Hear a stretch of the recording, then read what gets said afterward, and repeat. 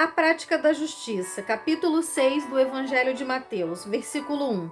Guardai-vos de exercer a vossa justiça diante dos homens, com o fim de serdes vistos por eles. Doutra sorte não tereis galardão junto ao vosso Pai Celeste. Quando, pois, deres esmola, não toques trombeta diante de ti, como fazem os hipócritas nas sinagogas, nas ruas, para serem glorificados pelos homens. Em verdade vos digo que eles já recebem recompensa. Tu, porém, ao dares esmola, ignore o que tua mão esquerda, o que fez a tua mão direita, para que a tua esmola fique em secreto. O teu Pai, que vê em secreto, te recompensará. E quando orardes, não oreis como os hipócritas, porque gostam de orar em pé nas sinagogas e nos cantos das praças para serem vistos dos homens. Em verdade vos digo que eles já receberam recompensa. Tu, porém, quando orares, entra no teu quarto e fecha a porta. Orarás a teu pai que está em secreto, e a teu pai que vem em secreto te recompensará. E orando, não useis de vãs repetições, como os gentios, porque presumem que pelo o seu muito falar serão ouvidos. Não vos assemelheis, pois, a eles, porque Deus, o vosso Pai, sabe o que tendes necessitado antes que lhes peçais. Oração dominical, a oração do Pai Nosso. Versículo 9 de Mateus, capítulo 6. Portanto, vós orareis assim: Pai nosso que estais no céu, santificado seja o teu nome, venha o teu reino, faça a tua vontade assim na terra como no céu.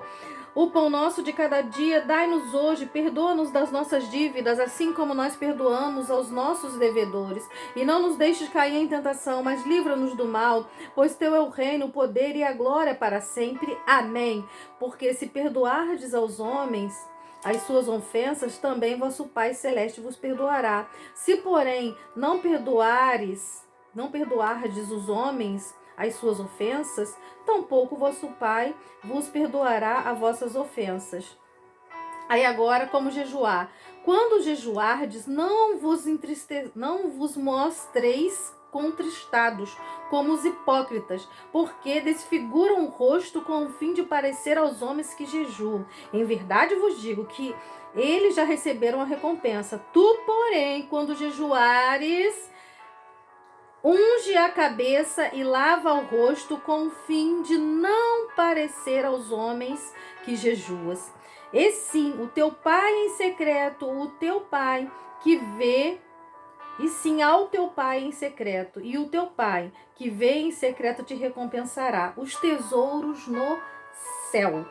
Não ajunteis para vós outros tesouros sobre a terra, onde a traça e o ferrugem corroem, onde ladrões escavam e roubam, mas ajuntai para vós tesouros no céu, aonde a traça e a ferrugem corrói, onde ladrões não escavam nem roubam, porque onde está o teu tesouro, aí estará também o teu coração. São os olhos a lâmpada do corpo. Se os olhos forem bons, todo o corpo será luminoso. Se, porém, os seus olhos forem maus, todo o teu corpo estará em trevas. Portanto, caso a luz que em ti há sejam trevas, que grandes trevas serão. Aí agora vamos os dois senhores, que está no verso 24 do capítulo 6 do Evangelho de Mateus. Ninguém pode servir a dois senhores, porque ou há de obedecer-se de um ou amar a outro, aborrecer-se de um e amar a outro, ou devotará a um ou desprezará o outro. Não podeis servir a Deus e às riquezas. A ansiosa solicitude pela vida. Versículo 25. Por isso vos digo, não andeis ansiosos pela vossa vida, porquanto ao que haveis de comer ou beber, nem pelo vosso corpo, quanto haveis de vestir? Não é a vida mais do que o alimento e o corpo mais do que as vestes? Observai as aves do céu, não semeiam, não colhem, nem ajuntam em celeiro, contudo vosso Pai Celeste as sustenta. Porventura, não valeis vós muito mais do que as aves? Qual de vós, por ansioso que esteja, pode acrescentar um côvado ou ao curso da sua vida? E por que andeis ansiosos quanto vestuário? Considerai como crescem os lírios do campo. E eles não trabalham nem fiam. Eu, contudo, vos afirmo que nem Salomão, em toda a sua glória, se vestiu como qualquer deles. Ora, se Deus veste assim a erva do campo, que hoje existe e amanhã lançada no forno, quanto mais a vós, outro homens de pequena fé. Porquanto não vos inquieteis dizendo que comeremos, que beberemos, ou com que nos vestiremos? Porque os gentios é quem procuram todas estas coisas, pois vosso Pai Celeste sabe o que necessitais de todas elas. Buscai, pois, em primeiro lugar o reino de Deus e a sua justiça, e todas essas coisas vos serão acrescentadas. Portanto, não vos inquieteis com o dia de amanhã, pois amanhã estará ao seu cuidado. Basta ao dia o seu próprio mal. Amém? Até aqui. Gente, que palavra maravilhosa, que palavra tremenda. E aqui eu quero fazer uma breve reflexão com você de tudo que você leu. O que mais te tocou? O que mais chamou a tua atenção nesse texto que acabamos de ler? No capítulo 5, a gente consegue perceber o Senhor trazendo, as bem-aventuranças, o sermão do monte. E aqui nós aprendemos que o Senhor espera de nós um coração humilde, mesmo que muitas vezes essa humildade tenha que nos custar até o choro, porque aqueles que choram serão consolados.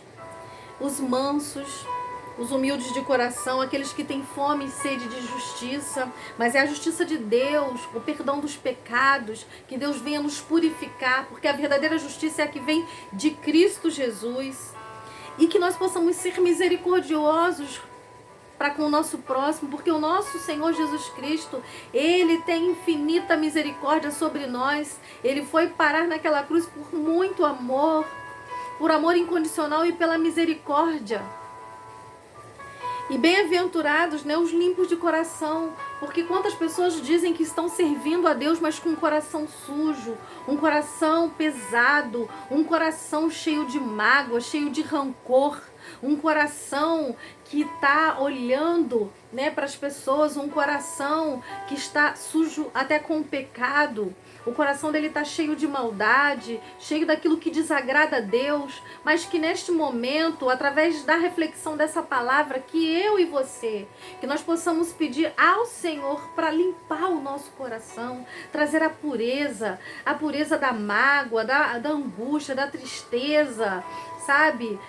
Tirar aquela vontade de vingança, aquela mágoa de alguém que fez algo que te entristeceu. Libera o perdão para esta pessoa.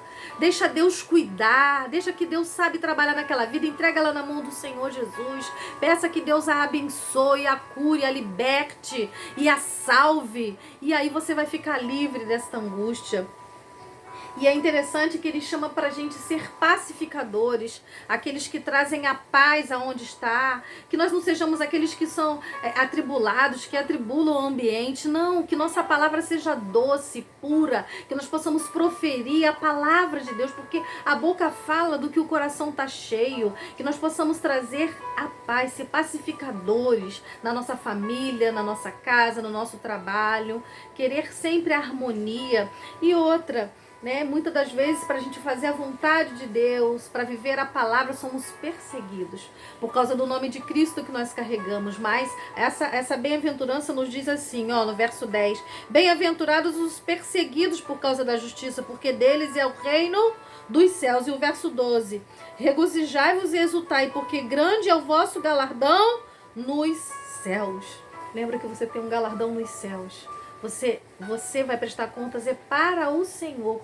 Você não vai prestar conta do que A e B fez, mas do que você fez com a glória que ele derramou na tua vida, com a palavra que ele te ensinou. E nós vamos prestar conta diante de Deus e com certeza tem um galardão preparado para você. Sabe por quê? Porque você é o sal e luz da terra. Você foi chamado para ser diferente. Ah, mas todo mundo tá desse jeito. Todo mundo tá fazendo o que é errado. Você não é todo mundo. Você foi chamada para ser o sal e luz da terra. O sal não foi feito para dar sabor e a luz não foi para clarear. Então, aqueles que estão em treva, quando você chega no ambiente, a paz chega, a luz chega. E é por isso que muitas vezes a tua presença incomoda. Às vezes é no meio de familiares, é no trabalho, mas é por causa do brilho do Espírito Santo que está sobre a tua vida, da paz que você carrega, da glória que você carrega. Você é diferente. Você foi criado para a glória do Senhor.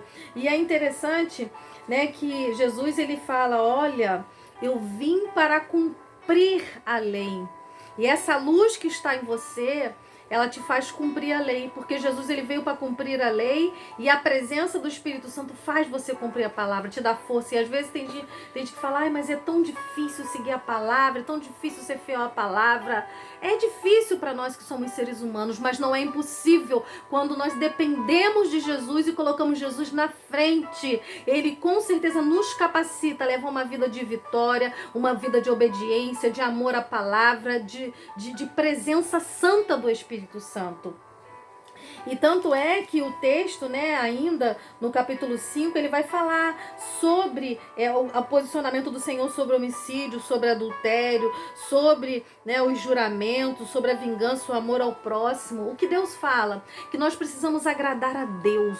Ele quer a nossa intimidade, porque não adianta você querer figurar de santo se o seu coração está sujo.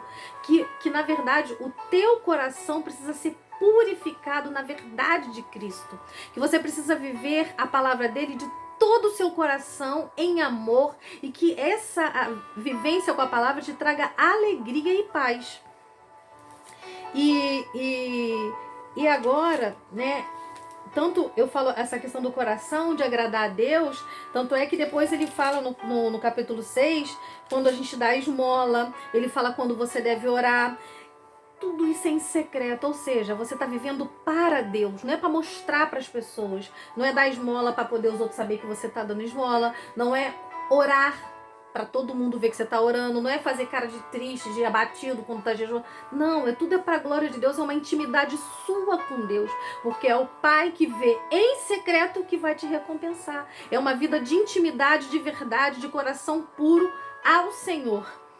E para finalizar, né, que a gente não pode servir a dois senhores, porque muitas vezes quando a gente quer se amostrar, a gente está servindo o Deus da vaidade, para mostrar para os outros que somos os santarrões, os crentões, e nada disso. Seja humilde, puro diante de Deus, queira ser o último, porque com certeza o Pai que está em secreto está vendo tudo o que se passa no seu coração e vai te honrar na presença dos homens. E para finalizar, Deus ele conhece a tua necessidade. Talvez hoje você parou para fazer essa leitura com a cabeça a mil, sem saber o que fazer da vida. Talvez você está com contas para pagar, situações difíceis na tua vida, mas eu quero te dizer que em nome de Jesus, o Deus provedor está indo ao teu socorro. Aqui no verso 32 vai dizer assim,